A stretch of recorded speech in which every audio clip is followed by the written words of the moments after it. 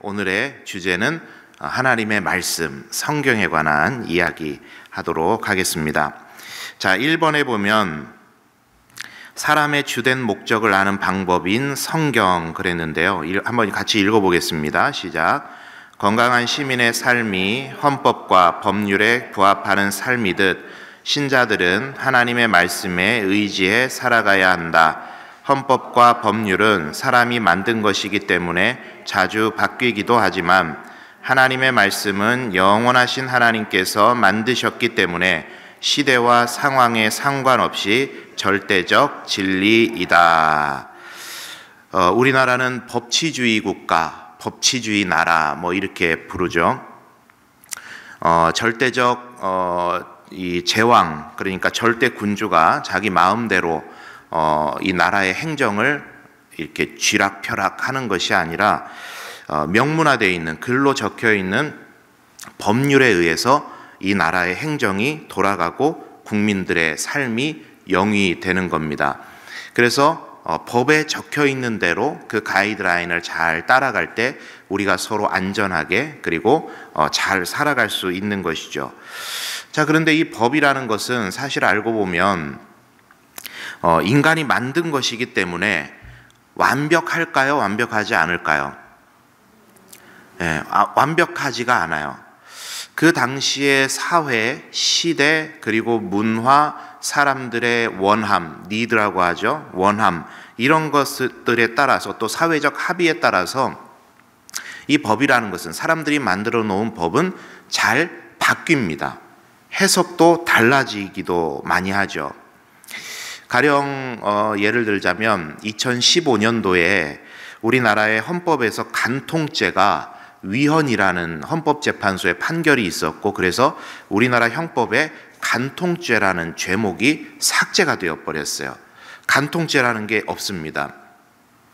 지금까지는 그 간통죄가 이렇게 형법에 적혀 있습니다. 배우자 있는 자가 간통한 때에는 2년 이하의 징역에 처한다. 그래서 배우자 있는 사람이 간음을 하게 되면, 간통을 하게 되면 2년 이하의 징역에 처한다는 형법이 있었습니다. 그런데 이게 2015년에 헌법소원이 들어갔고, 그래서 헌법재판소에서 위헌 결정이 나면서 간통죄라는 게 폐지가 되어버렸어요.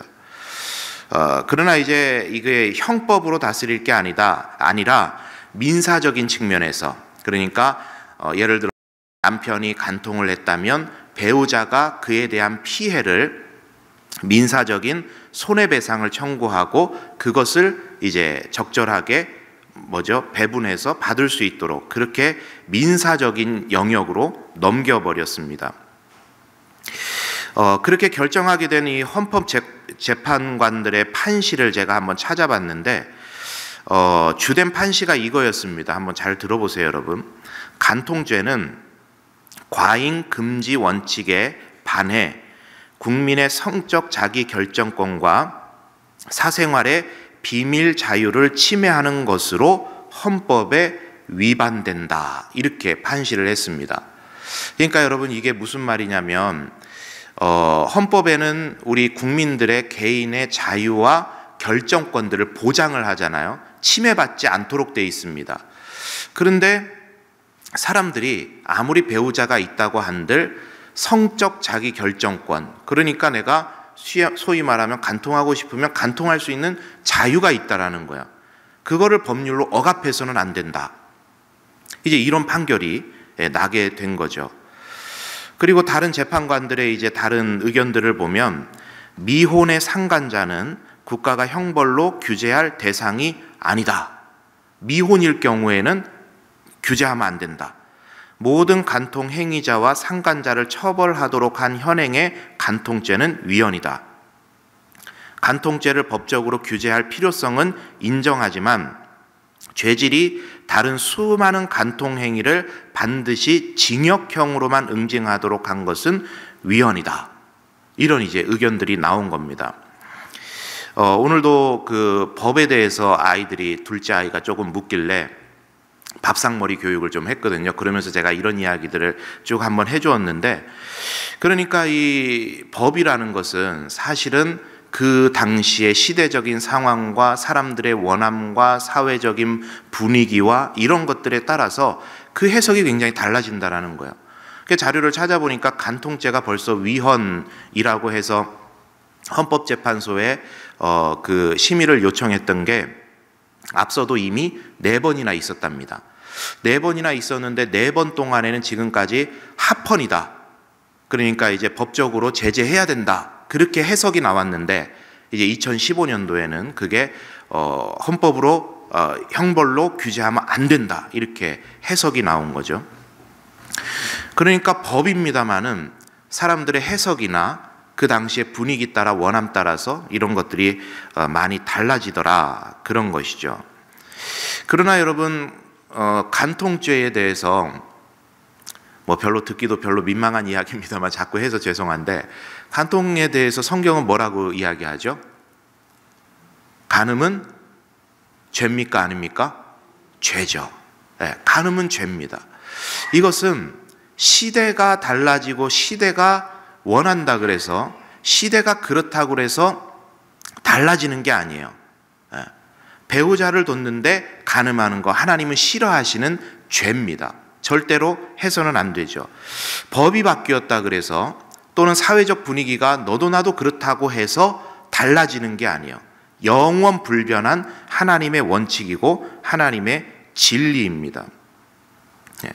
그래서 우리가 아무리 시대가 변하고 세상이 변한다고 하더라도 이 하나님의 말씀이 우리 삶의 기준이 되고, 우리가 하나님을 기쁘시게 하고 하나님을 영화롭게 하고 영원토록 하나님을 즐거워하며 살아가는 데 있어서 유일무이한 우리들에게 주신 법칙이다라고 생각하고 받아들이고 살아가는 것이 우리 그리스도인들이 그 삶을 살아가는 데 있어서 굉장히, 이것은 유익하고 안 유익하고를 떠나서 그 본질을 결정할 수 있는 굉장히 중요한 것이다 라는 것을 우리가 기억을 해야만 하겠습니다.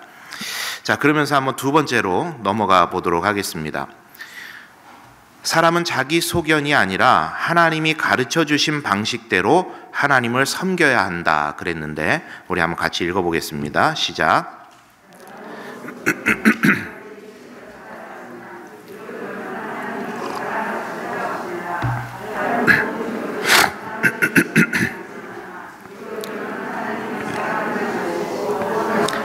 성경을 하나님을 섬기는 방법을 알려주신다. 자, 우리 베드로후서의 말씀도 읽어봅니다. 시작. 먼저 알 것은 성경의 모든 예언은 사사로이 풀 것이 아니니 예언은 언제든지 사람의 뜻으로 낸 것이 아니요 감동하심을 받은 사람들이 하나님께 받아 말한 것임이라. 아멘. 저희 아이들을 키울 때 아이들이 한창 레고를 굉장히 좋아했어요. 그래서 레고 사서 수집하고, 지금도 저희 아이의 책장에 가면은 레고, 비싼 레고 사가지고 조립해 놓은 게 있거든요. 그거를 이렇게 조립을 하는데 아주 싼 거, 몇천 원짜리 되는 건 대충 보면, 제가 이렇게 보면 감이 옵니다. 뭐 이렇게 끼워 넣으면 대충 맞아요. 그런데 뭐 10만 원이 넘어가고 하는 그런 레고들은요, 아주 복잡해서 뭘 봐야 되죠? 설명서를 봐야 돼요. 어떻게 하는지. 그것도 굉장히 복잡해요. 그래서 아이들이 조금씩 커나가면서 이제는 니들이 해라. 이거 아빠가 해주면 무슨 의미냐. 니네가 해라. 그래가지고 아이들이 하게 되고 그렇게 하면서 커왔는데, 설명서를 봐야 돼요. 그래야 제대로 할 수 있죠. 여러분, 이러한 원리가 우리 일상생활에서 너무나도 자연스럽게 경험하는 것들입니다. 우리는 무엇을 하더라도 설명서를 기준해서 해요. 그게 자연스러운 일이에요.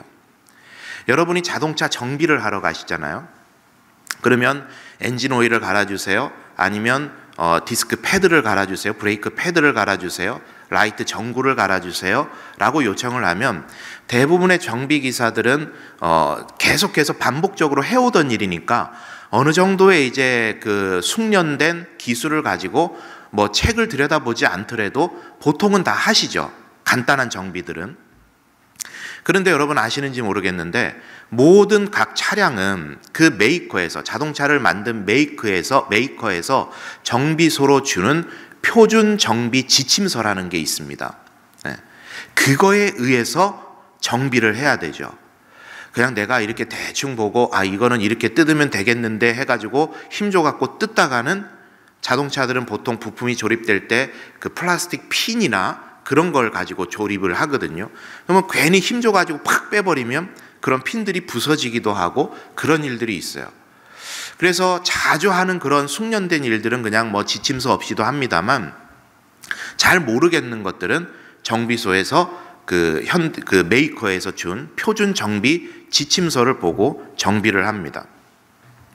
이러한 게 너무 익숙한 거예요, 우리한테는. 모르겠다 그러면 설명서를 봐야 되죠. 자, 그런데 여러분, 우리 인생은 좀 어떠십니까? 인생도 설명서, 지침서들을 좀 보려고 노력을 하시나요? 우리 말고, 우리는 이미 너무 많이 이제 알고 있는데, 신앙이 많이 이렇게 다져진 분들이 다 여기 계시는데, 살아가는 사람들의 삶을 보면 어떻든가요, 보통? 보통은 닥치는 대로 살죠. 이 닥치는 대로 산다라는 것이 나쁜 의미로 그냥 막 산다 그런 의미로 말씀드리는 게 아니라, 그냥 하루하루 일이 주어지면 그냥 그거를 해결하면서 우리는 그냥 살아요. 그냥 눈앞에 먼 일이 오면은 그냥 그거를 지금 그냥 이 순간에 해결하면서 그렇게 살지, 내 인생을 보다 잘 살기 위한 설명서가 좀 없을까? 내가 내 인생을 보다 더 아름답게 살기 위해서 하나님을 믿는 신앙이 없더라도 내 인생을 보다, 이 주어진 짧은 인생을 제대로 살기 위해서 내가 뭔가를 좀 참고하고 뭔가를 어떻게 알아볼 수 있는 방법은 없을까? 그렇게까지 생각하는 사람들이 그렇게 많지는 않아요. 대부분은 그냥 오늘 하루 어떤 일이 있으면 그 일을 해결하면서 그냥 그렇게 살아간다라는 것이죠. 그게 일반적입니다. 그럼 여러분 한번 질문을 드려보겠습니다. 여러분이 살아가는 인생에 사용 설명서가 있으십니까?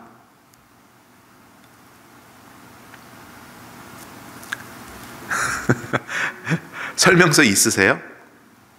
좀 이렇게 들고 계신 설명서 있으세요? 설명서가 있죠.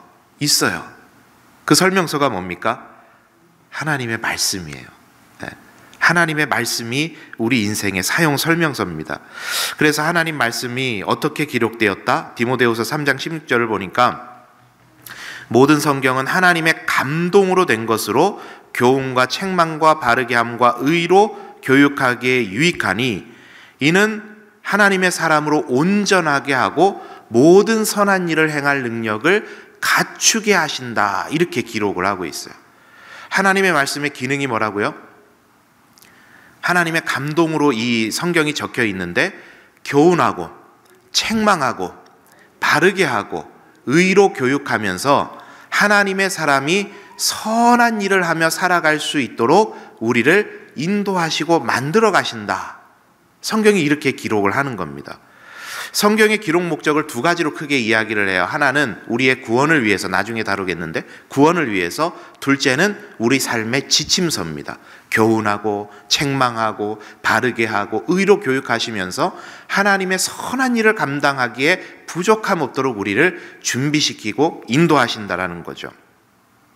방금 읽으신 베드로후서 1장 20절 21절도 보시면, 먼저 알 것은 성경의 모든 예언은 사사로이 풀 것이 아니니 예언은 언제든지 사람의 뜻으로 낸 것이 아니요 오직 성령의 감동하심을 받은 사람들이 하나님께 받아 말한 것이다. 이렇게 말을 하죠. 성경 말씀은 누가 적으신 거라고요? 사람들이 적었는데 누구의 뜻을 받아서? 하나님의 뜻을 받아서 성령의 감동하심 가운데 하나님의 말씀을 적었다라는 거예요. 여기서 말하는 예언이라는 것은 기록된 하나님의 말씀을 이야기하는 것인데, 성령의 감동을 받은 사람들이 하나님께 받아 적은 것이다. 이렇게 말을 하죠. 그래서 성경이 우리들에게 분명히 밝히는 건 이것입니다. 이것을 꼭 기억하셔야 돼요. 하나님께서 우리 인생을 만드셨고, 그 하나님의 마음을 담아 성령의 감동하심으로 인간 저자들을 통해 하나님의 말씀을 적어주셨고, 그 말씀이 우리를 교훈하고 책망하고 바르게 하고 의로 교육하여 하나님의 사람으로 온전하게 하신다라는 것입니다. 이해되셨습니까? 이 중요한 말씀만 제가 한번 다시 말씀드릴게요. 하나님께서 우리 인생을 만드셨고 그 하나님의 마음을 담아 성령의 감동으로 인간 기록자들을 통해 하나님의 말씀을 적게 하셨고 그 말씀이 우리를 교훈하고 책망하고 바르게 하고 의로 교육해서 하나님의 사람으로 온전하게 하신다.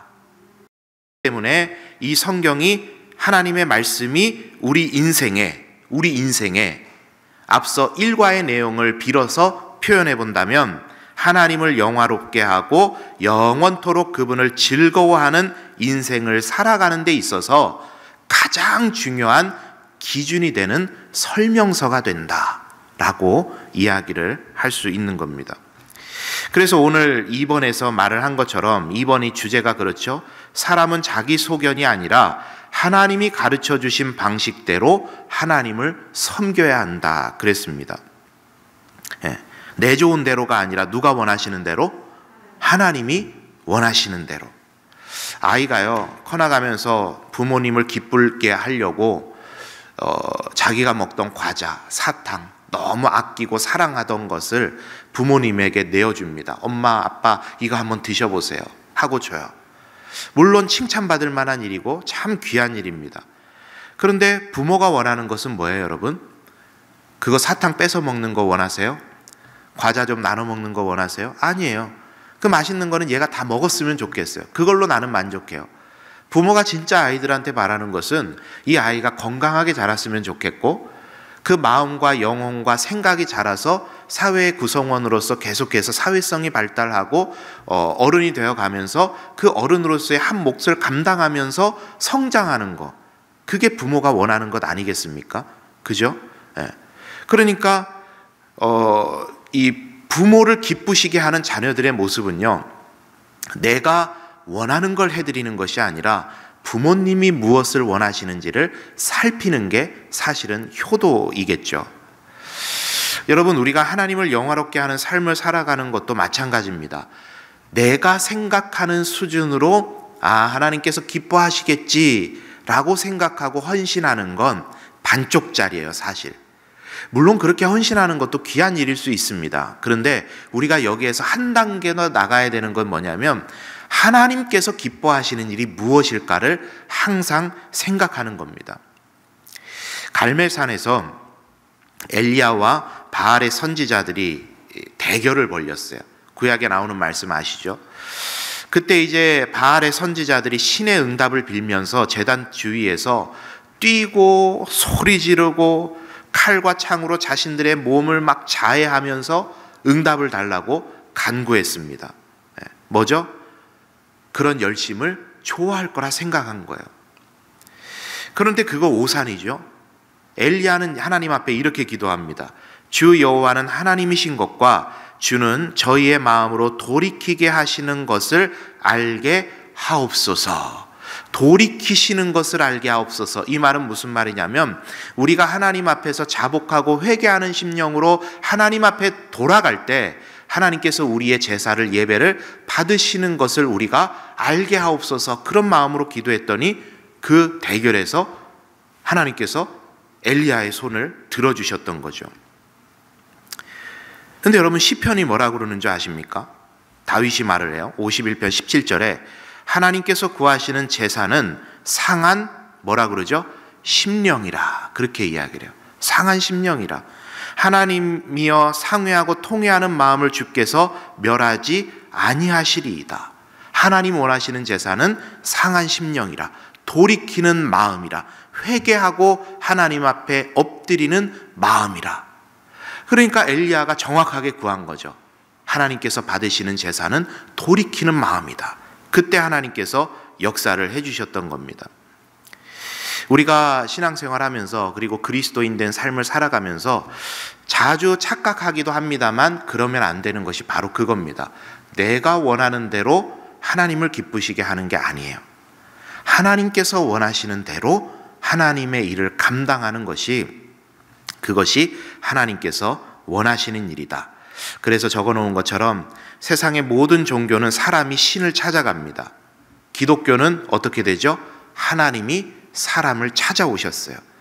세상의 모든 종교는 사람이 종교를 만들고 자기들이 신을 경배하는 모습들을 구현해내지만, 개발해내지만, 기독교는 하나님이 사람을 만드시고 구원하시고 성경을 통해서 하나님을 어떻게 섬겨야 되는지에 대해서 적어주시고 일러주시고 알려주셨다라는 것입니다.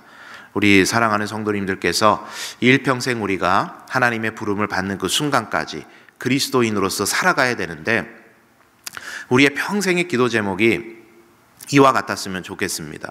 내 뜻대로, 내가 원하는 대로 하나님을 섬기는 것이 아니라 하나님께서 기뻐하시는 대로, 하나님께서 원하시는 대로, 하나님께서 요구하시는 대로 성경 말씀을 기준으로 삼고 그렇게 섬기면서 아름답게 그 사명을 감당하시는 우리 모든 성도님들 다 되시기를 바랍니다. 자, 이러한 하나님의 뜻을 전해주는 두 가지 방편에 대해서 이후에 잠깐 살펴보도록 하겠습니다. 신자와 3번입니다. 신자와 불신자 모두에게 허락된 일반 계시의 유용성과 불충분성 그랬습니다. 한번 읽어볼게요. 시작.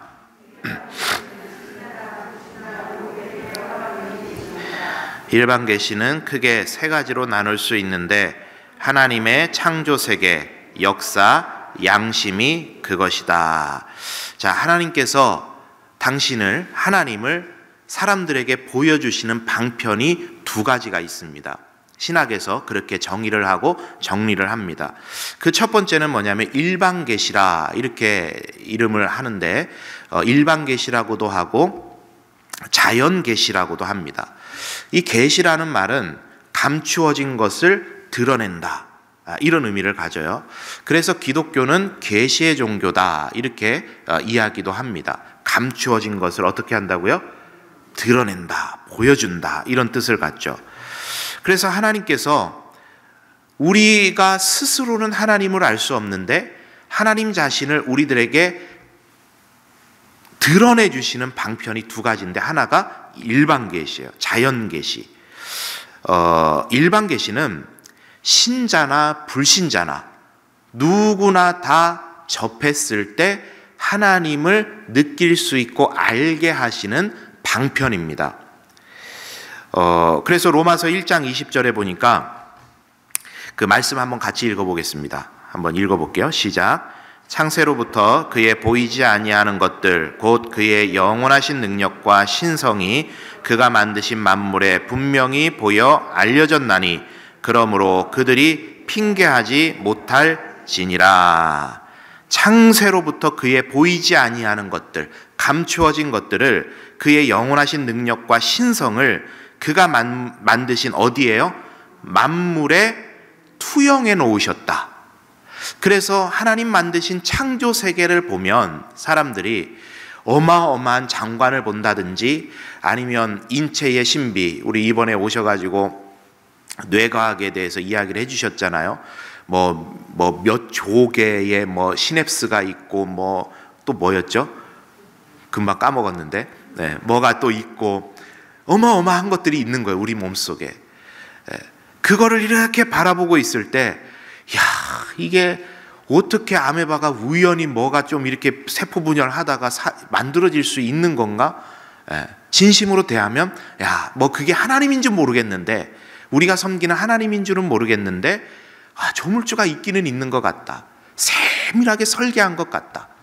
혹은 우주의 어마어마한 장관을 볼 때, 여러분 그 은하계, 태양계, 이런 것들이 한 번도 안 부딪히고 이게 왔다 갔다 하는 거, 우리는 우주과학을 잘 모르니까, 그죠? 그냥 잘 왔다 갔다 하는가 보다 생각합니다만, 자세히 들여다보면, 야, 이게 어떻게 가능한가? 라고 할 때, 와, 이거 모르긴 몰라도 설계하고 만드신 분이 없이는 불가능하겠다. 라고 할 수 있는, 조물주에 대해서 인식할 수 있는 그런 것들을 하나님께서 투영해 놓으셨다. 그래서 여러분 그런 이야기 하잖아요. 우리가 이순신 장군은 구원을 받을 수 있을까 없을까? 세종대왕은 구원을 받을 수 있을까 없을까? 이런 질문들을 한단 말이죠. 아무도 몰라요. 그건 뭐 안다, 뭐 안 된다, 뭐 그렇게 말할 필요 없습니다. 그거 우리가 하는 거 아니잖아요. 하나님께서 하시는 거니까 그거에 대해서 우리가 자꾸 뭔가 답을 시원하게 뭐 답을 딱 내놓으려고 하시면 자꾸 엇나가게 되고 이상한 데로 갑니다. 모르는 건 그냥 모르는 거예요. 하나님이 알아서 하시겠죠. 그런데 그거에 대해서 이야기를 할 때 이 본문이 하나의 기준이 돼요. 예수 그리스도의 복음을 듣지 못한 사람들, 그 시대에 태어났거나 그런 상황에 태어난 사람들은 하나님께서 자연 만물에 투영해 놓으신 하나님을 알았느냐 몰랐느냐가 하나의 기준이 될 수도 있다라는 거예요. 네. 그러니까 이제 하나의 기준이 될 수 있다, 그렇게 해석을 하기도 합니다. 여하튼 종합하자면 하나님께서 자신을 투영해 놓으신 것들이 있다. 믿느니나 안 믿느니나 보면 깨달아 알 수 있도록 의도해 놓으셨다라는 겁니다. 역사도 그렇죠. 우리가 돌아보고 나면은, 지나고 나면은 하나님의 세밀하신 인도하심이 있구나라고 할 수 있는 것들, 사람들에게 있는 동서양 이 시대를 막론하고 누구에게나 있는 양심, 잘못된 것을 하면 흔히 하는 말로 캥기고, 잘된 일을 하면, 좋은 일을 하면 마음에 흡족하고 하는 이런 양심들, 다 하나님께서 일반 계시를 통해서 하나님의 계심을 드러내는 방편이라는 것입니다. 자, 그런데 유용성이라 그랬고, 제가 지금까지 말씀드린 게 일반 계시의 유용성이고 불충분성이 있어요. 일반 계시의 불충분성은 뭐냐면, 그것만 가지고는 타락한 인간을 구원하기 원하시는 하나님의 뜻을 알 수 있다 없다? 없다. 그래서 이것만 가지고는 완벽하지가 않다. 그래서 하나님께서는 선택받은 자에게만 허락된 특별 계시를 주셨다, 그렇게 이야기를 하는데, 4번을 한번 내용을 같이 읽어보도록 하겠습니다. 시작. 범죄한 인간이 구원을 받을 수 있도록 허락해 주신 계시가 바로 특별 계시이고 66권에 기록된 하나님의 말씀을 가리킨다. 신구약의 말씀을 보면 하나님께서 특별한 이들을 선택하시죠. 뭐 아브라함, 이삭, 야곱, 요셉, 뭐 모세, 여호수아, 뭐 이런 인물들이 있어요. 신약에도 있죠. 그리고 그들에게 하나님께서는 꿈과 환상, 계시, 뭐 이런 것들을 통해서 특별하게 계시를 해주셨어요. 말씀해 주셨어요. 아브라함에게는 횃불 가운데서 말씀해 주셔요. 모세에게는 떨기나무 불꽃 앞에서 말씀해 주세요. 욥에게는 폭풍 가운데 나타나셔서 말씀하셨어요. 에덴 동산에서는 아담과 하와에게 대면해서 말씀하세요. 노아와 그 아들들에게 나타나서 말씀하세요. 그리고 성경에 나오는 제비뽑기, 이것도 하나님께서 하나님의 뜻을 특별 계시 하나의 방편이었습니다. 제사장들이 하나님의 뜻을 분별하는 데 사용했던 뭐가 있죠? 우림과 둠밈, 이것도 하나님의 특별 계시의 하나의 방편입니다. 꿈, 환상, 그런 것도 특별 계시의 하나죠.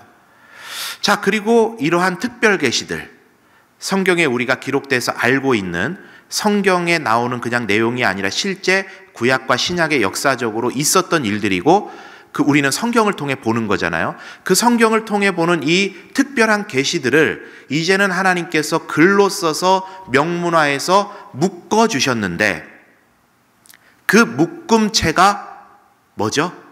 성경 66권 하나님의 말씀입니다. 그래서 앞에 건 잊어도 돼요. 앞에 말씀드렸던 하나님이 만나주시고 뭐 말씀해 주시고 이런 특별 계시는 다 잊어도 됩니다. 그거를 종합해서 모아놓은 게 뭐라고요? 성경 말씀, 하나님의 말씀. 그래서 지금의 우리들은 특별 계시다 하면은 제일 먼저 뭘 떠올리시면 돼요? 하나님의 말씀이 특별 계시다, 이것을 떠올리시면 됩니다. 그래서 제비뽑기 뭐 하나의 이제 여담인데, 제비뽑기 지금은 우리가 안 하죠. 사용을 안 해요. 그죠? 하세요? 회장 뽑을 때 하세요? 우리 회장 뽑을 때 뭐 할 수도 있죠. 뭐 할 수도 있습니다. 그런데 그거는 하나님께서 특별하게 택해 주시는 게 아니라 우연입니다. 우연이에요. 제비뽑기가 여전히 특별계시적인 의미를 가지고 있다면 여러분들께서 중요한 의사결정을 할 때 제일 먼저 뭐 하시면 돼요? 제비뽑기 하시면 돼요. 그런데 지금은 그렇게 하지 않습니다. 왜죠? 왜 그렇습니까? 그냥 안 하니까 안 하는 건가요? 이게 신학적으로 이유가 있어요. 이미 신구약을 통해 제비뽑기를 통해 특별 계시를 주시던 하나님의 방편과 수단이 이제는 성경 66권 속으로 다 들어왔고 거기서 특별 계시는 종결되었어요. 66권으로 우리의 구원을 위한 하나님의 의도와 방법과 그 안내는 충분합니다. 그렇기 때문에 더 이상 하나님께서는 제비뽑기를 통해서 특별하게 계시하지 않는다라고 이해하는 게 현 시대의 신학적인 정의예요. 그래서 우리가 제비뽑기를 사용하지 않는 겁니다. 지금 이 시대에는. 그래서 이제 하나님께서는 기록된 말씀을 통해서 우리를 구원하길 원하시는 뜻을 남겨주셨고 구원받은 자들이 하나님의 선하신 계획과 목적에 맞게 하나님을 영화롭게 하고 그분을 영원토록 즐거워하는 삶을 살 수 있도록 이 66권의 말씀을 통해서 우리를 교훈하시고 책망하시고 바르게 하시고 인도해 가신다라는 사실입니다. 그래서 여러분 마무리하면서 한번 정리해 본다면 이렇게 한번 정리를 해 보시죠. 하나님의 말씀이라는 것은, 이 성경 말씀은 혹자들 믿지 않는 분들은 내가 하나님 말씀이라도 한번 읽어봐야 되겠다 하고 읽어보잖아요. 그러면 우리는 이 말씀을 읽으면서 예수님께서 이런 말씀도 하셨네. 평화로워야 되지. 그래, 용서하면서 살아야 되지. 이렇게 불신자들이 성경을 보다가 그런 어떤 좋은 깨달음들을 얻기도 합니다. 그러나 이 성경은 그러한 좋은 의미들을 발견하라고 읽는 그런 신앙서적은 결단코 아닙니다. 내 삶에 끼워 넣어서 활용하는 책이 아니에요.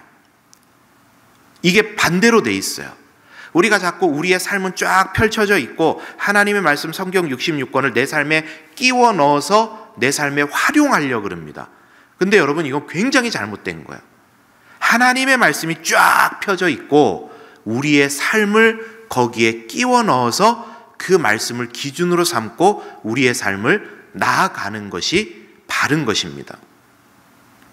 하나님의 말씀이 기준인 거예요. 유일한 기준. 그래서 여러분 한번 이런 생각 한번 해보시죠.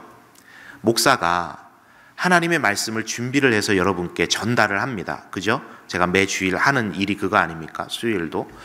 자, 그런데 예를 들어 볼게요. 제가 치질이도 성경 말씀을 안 읽어요. 그리고 여러분이 그걸 알아요.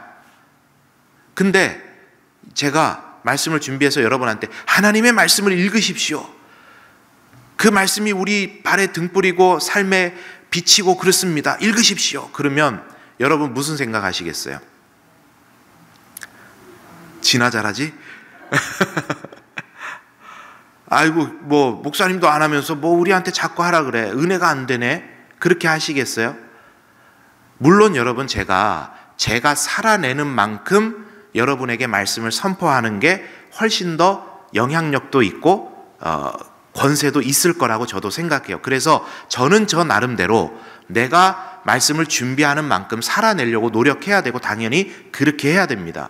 자, 그런데 여러분 기억하셔야 될 것은 말씀을 전하는 자의 모습이 어떻든지와 상관없이 거기에서 말씀의 능력이 나가는 게 아니에요. 오해하시면 안 돼요.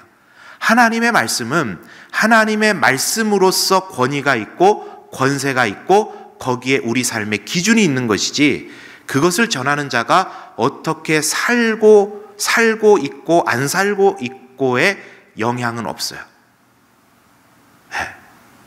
그렇다고 제가 막 살면서 말씀 전하겠다는 그런 말은 아니에요. 저는 저 나름대로 열심히 노력하겠지만 여러분들이 말씀을 받을 때는 꼭 그걸 기억을 하셔야 돼요. 그래서 여러분은 항상 듣는 입장이니까 잘 모르시겠지만 제가 목회자로서 이번 주일날은, 목회자도 그런 거 아니겠어요? 이번 주일날은 설교가 참 짜임새 있게 너무 이렇게 내가 은혜 충만한 가운데 확신 가운데 말씀을 너무 잘 준비했어요. 그리고 말씀을 탁 전했는데 이 피드백이 영 좀 그럴 때가 있고, 제 스스로는 이번 주 말씀은 좀 뭔가 확신이 없고 막 이렇게 짜임새도 좀 엉성한 것 같고 참 이렇게 말씀 전하기도 되게 미안한 마음이 있고 그런 경우도 있거든요.